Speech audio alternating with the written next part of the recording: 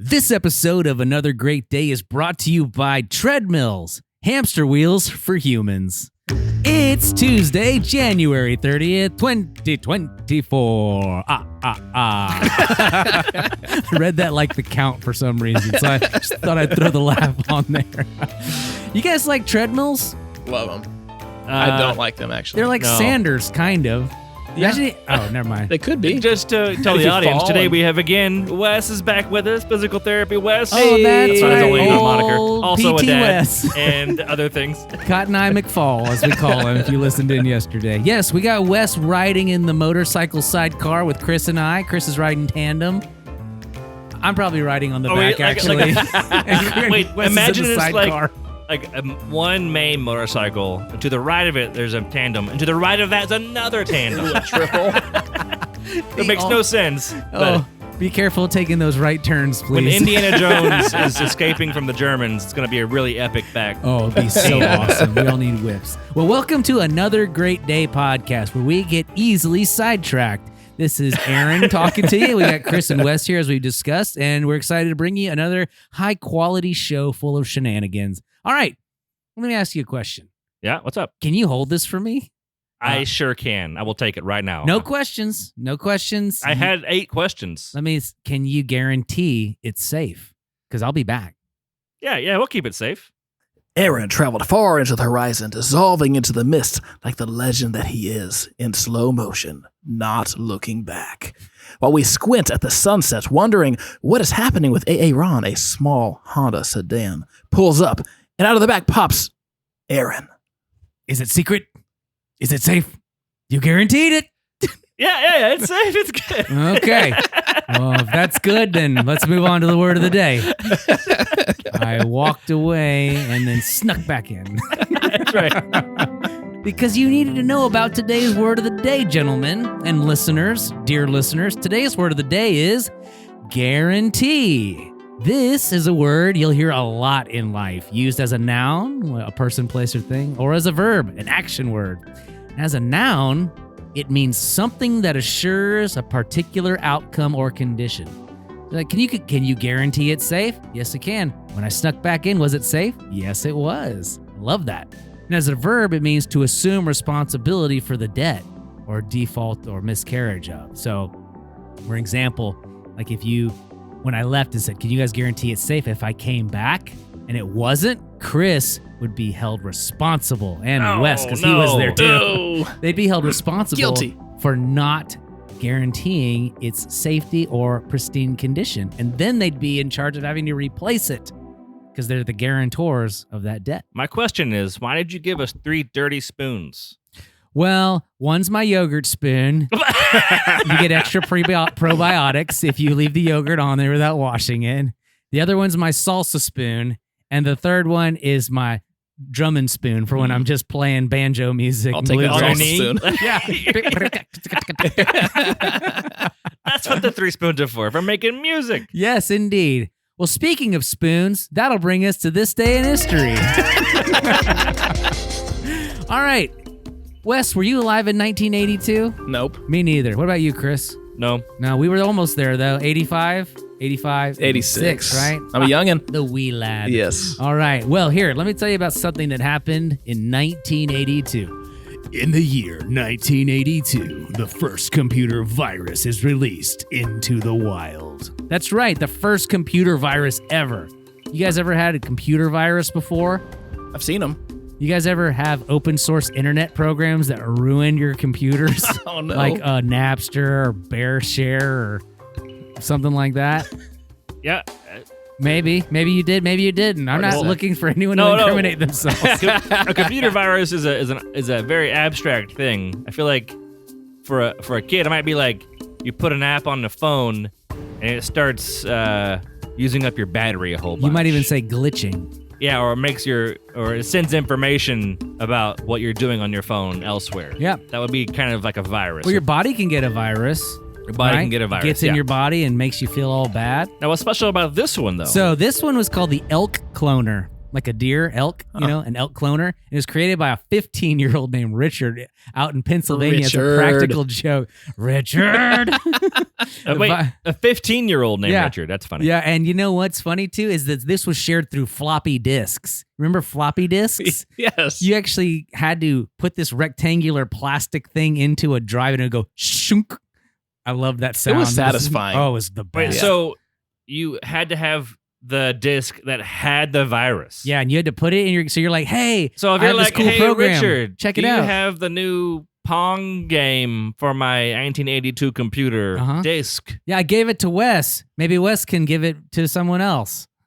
Just get it from Distributed Wes. the old-fashioned way. Yeah, exactly. Just hand to Virus hand. telephone. Yeah. So what happened was what was the nefarious nature of this? So the virus was shared. What would eventually happen was the screen would black out and display a poem, and I have the poem written here. It says Elk Cloner, the program with a personality.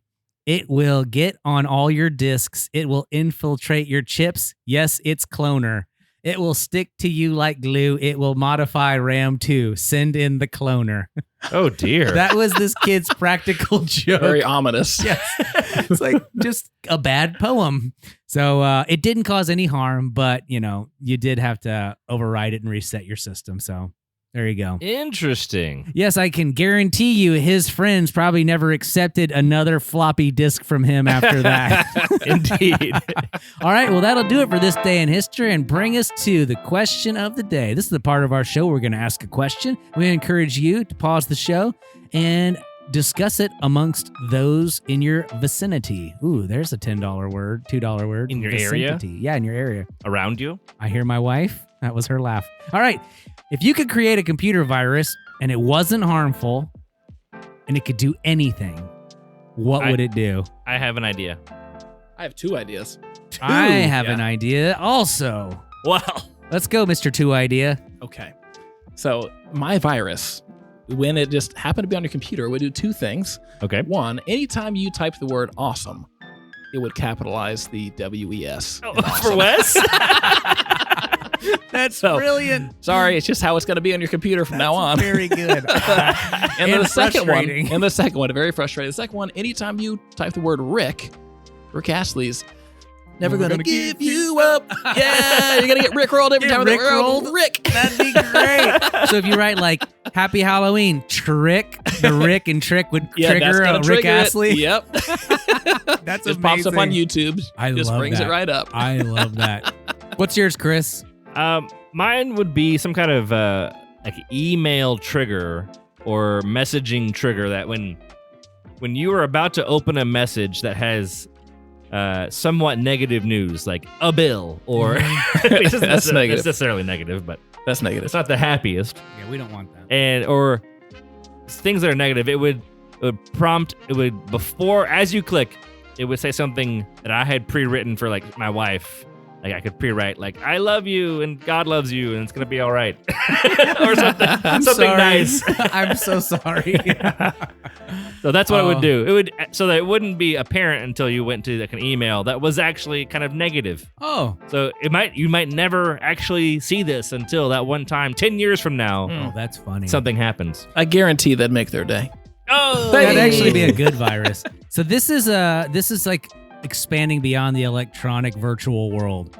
And my virus would be anytime somebody was on their phone and you were annoyed with them being on their phone, you could activate the virus, and when they clicked any app or unlock their phone, a Furby would appear in front of them.